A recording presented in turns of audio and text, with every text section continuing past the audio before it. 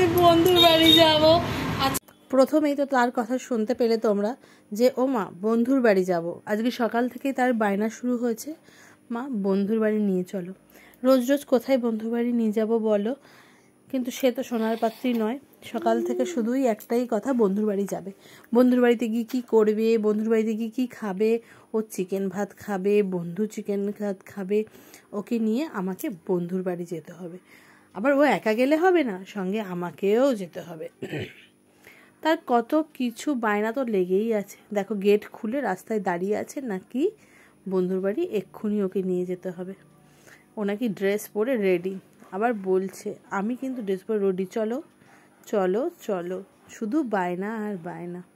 কিন্তু ওর এই বায়নাগুলো আমি কিন্তু ভীষণ এনজয় করি, খুব আনন্দ হয়। দেখো কি একটা দেখে অবাক হয়ে রাস্তার দিকে তাকিয়ে আছে।